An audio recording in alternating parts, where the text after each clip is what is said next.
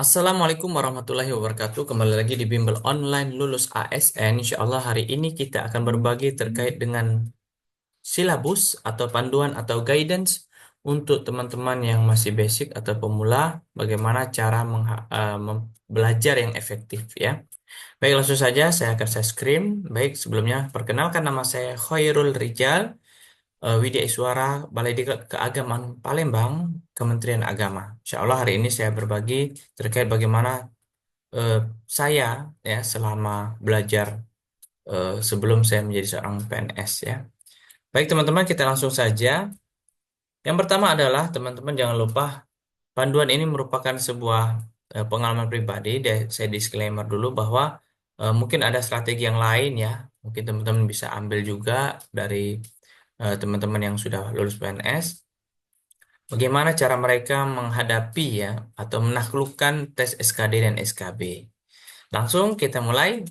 Teman-teman, sebelum kita jauh melangkah, kita sama-sama mencermati makna ataupun pengertian dari CPNS. CPNS adalah calon pegawai negeri sipil. Kenapa C? Karena dia masih calon. Kenapa dia masih calon? Ya karena ada namanya proses ya.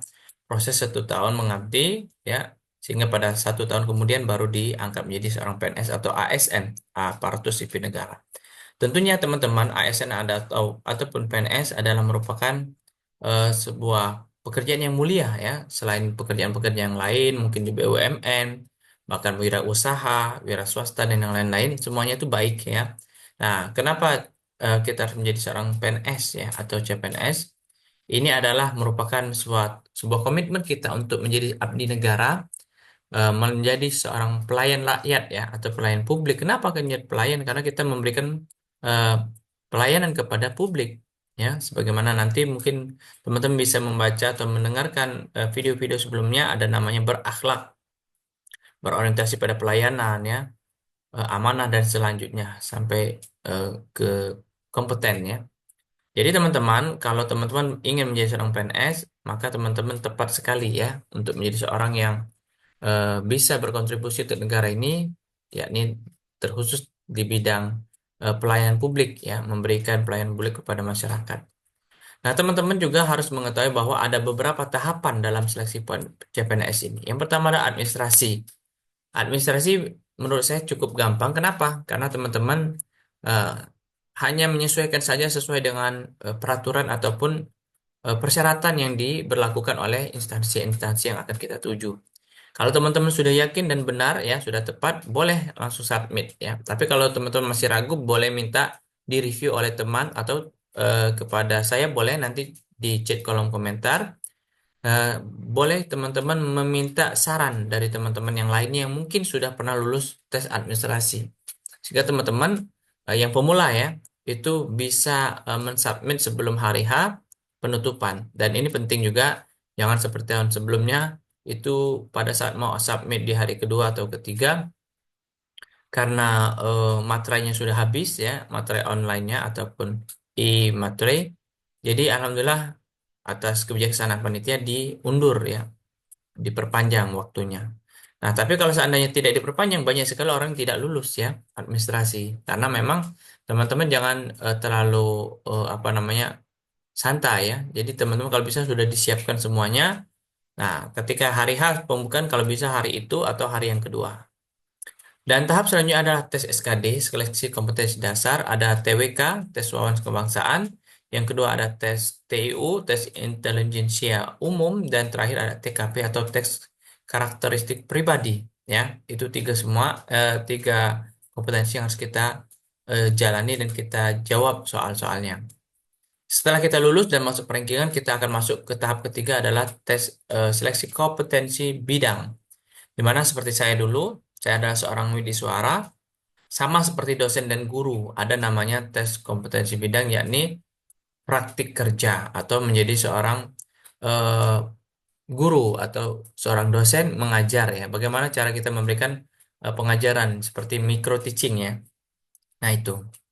Kemudian selanjutnya sistem ya, sistem yang digunakan pada saat seleksi kompetensi SKD khususnya dan juga SKB juga ada namanya CAT, Computer Assist Test. Artinya dia tesnya berbasis komputer, tidak lagi konvensional atau melalui kertas atau paper. Teman-teman juga harus mengetahui jenis formasi yang dibutuhkan dan jabatan yang dibutuhkan. Jadi harus menyesuaikan dengan basic kita ataupun dengan apa namanya background kita. Next, teman-teman jangan lupa saya disclaimer dulu bahwa strategi belajar efektif menurut saya adalah seperti ini ya. Jadi teman-teman boleh dilakukan dan mungkin teman-teman juga bisa mencari referensi lain yang memang lebih eh, sesuai dengan gaya belajar teman-teman. Nah, ini kalau menurut saya jujur aja menyusun jadwal belajar harian ya. Bagaimana saya memaintain waktu ya, memanajemen waktu di pagi hari eh, saya harus bekerja ya sampai sore dan saya memiliki waktu yang cukup panjang ya sebelum subuh sampai ke eh, menjelang bekerja kemudian ba'da asar di jam sore hari sampai ke malam ya itu yang kita yang mungkin untuk masih tahap bekerja sambil belajar itu mungkin boleh dicontoh tapi kalau teman-teman punya waktu yang banyak yang full kalau bisa gunakan satu hari full itu untuk belajar ya. Kemudian teknik manajemen waktu dan konsisten jangan lupa teman-teman. Saya walaupun sibuk ya beberapa agenda kegiatan, tapi saya tetap memanajemen waktu dengan baik dan konsisten untuk belajar. Di subuh saya harus menghabiskan waktu minimal 1,5 jam sampai 2 jam untuk belajar. Pun juga di sore hari dan di malam hari dan seterusnya dan seterusnya. Dan jangan lupa teman-teman gunakan aplikasi dan sumber belajar terpercaya. Maksudnya apa? Teman-teman bisa mencari ya mentor atau tutor untuk belajar ya. Bisa melalui online maupun aplikasi atau langsung ikut dalam tes apa namanya bimbel online-nya secara live atau melalui Zoom meeting atau yang lain-lainnya. Itu boleh ya. Boleh juga nanti kita akan ada kelas di Bimbel Online Lulus ASN ini bagaimana teman-teman bisa kita belajar bersama-sama. Kita hadirkan para tutor yang terbaik yang sudah melalui tahapan tes CPNS dan mereka lulus ya. Ah, itu ada beberapa teman yang alhamdulillah kalau dari misalkan ada 35 soal, salah satu ya, seperti itu. Jadi dia bisa berbagi bagaimana mereka bisa memanajemen waktu belajarnya dan bagaimana mereka memaksimalkan hasil pembelajaran itu dengan menjawab soal dengan teliti dan tepat sehingga mereka mendapatkan nilai yang paripurna seperti itu ya. Kemudian jangan lupa try out atau simulasi dengan melatih ya, menjawab soal-soal kita dan melatih mental kita ketika kita nanti menjawab soal pada saat tes hari H, kita sudah terbiasa. Ya. Untuk silabus SKB ya, khususnya TWK, teman-teman harus mempelajari Pancasila, Undang-Undang Dasar 1945 dan amandemen, kemudian Bhinneka Tunggal Ika, sejarah sistem tata negara, peran Indonesia di dunia maupun di internasional. Nah, teman-teman, eh, kita ketahui bahwa TWK ini hampir seperti pelajaran kewarganegaraan ya, atau Pancasila. Dan pada intinya teman-teman bisa mempelajari itu ya, sesuai dengan tips dan trik yang akan kami sampaikan nanti, bahwa kita setidak-tidaknya memiliki basic ya, basic ataupun dasar dalam pembelajaran TWK ini. Jadi kalau teman-teman udah ada basic, biasanya soalnya adalah soal penalaran. Tinggal dinalarkan saja, logikakan saja bagaimana bisa menjawab dengan eh, tepat seperti itu. Selanjutnya adalah silabus SKD untuk TIU atau TIU. Teman-teman harus mempelajari tentang verbal, sinonim, antonim, dan yang lain-lain. Kemudian numerik, aritmatika, deret, angka, dan yang lain-lain, serta logika dan analisis silogisme logika matematik. Ini menjadi basic yang harus dimiliki kemampuan ini. Sampai-sampai saya boleh curhat, saya dulu ikut les ya atau bimbel, gimana cara ngitung ya, menghitung min kali min ya, sama dengan plus ya jawabannya, plus kali plus sama dengan min. Tapi intinya adalah kita disuruh ya untuk belajar seperti itu ya. Jangan sampai teman-teman tidak belajar karena mungkin karena pelajaran sudah lama seperti itu ya. Baik, kita lanjutkan selanjutnya adalah terkait dengan SKD TKP. Teman-teman sekalian yang masih bingung ya terkait dengan tes ke karakteristik pribadi, kita harus mencari jawaban yang memang sangat-sangat ideal layaknya seorang PNS atau ASN. Kenapa? Karena kita akan disuguhkan pertanyaan-pertanyaan yang cukup menjebak ya. Karena walaupun kita menjawabnya asal-asalan, pasti kita akan mendapatkan poin, tapi poinnya minimal satu. Jadi teman-teman jangan sampai mendapatkan poinnya semuanya satu, kalau bisa empat ya maksimal. Jadi teman-teman harus mempelajari tentang integritas dan etika kerja. Belajar tentang bagaimana pelayanan publik ya, memprioritaskan kepuasan publik atau masyarakat. Kemampuan adaptasi dan sosial budaya, bagaimana ketika kita ditempatkan di tempat yang mungkin kita tidak tahu budayanya dan lain-lain, tapi kita harus memiliki kemampuan adaptasi yang tinggi. Dan terakhir adalah profesional dan bersemangat berprestasi. Jadi seorang ASN harus menjadi orang yang profesional dan punya kontribusi aktif dalam instansinya dan bisa dengan cara mengikuti kompetisi dan sehingga berprestasi tidak hanya di dalam internal maupun eksternal juga. Untuk SKB teman-teman, ini SKB tergantung sesuai dengan formasi masing-masing. Nanti insya Allah kita akan siapkan tutor ataupun mentor yang bisa teman-teman tanyakan bagaimana tips dan trik bagaimana belajar SKB ini ya. Di mana SKB terdiri dari wawancara ya. Wawancara itu bisa personal, bisa kalau di Kementerian Agama namanya ada wawancara moderasi beragama. Itu khusus untuk di Kemenak ya. Nah, berikut juga dengan psikotes atau praktik yang lain-lain. Nah, untuk sepengetahuan saya, untuk di Kemenak, kalau yang dosen, guru, dan kita Widya Suara itu ada namanya praktik kerja, yakni micro teaching. Kalau untuk Kemenkumham, penjaga tahanan, biasanya ada praktik juga dia, ya, tergantung dari panitia ataupun pengujinya. Apakah dia disuruh untuk memperagakan silat dan yang lain-lain.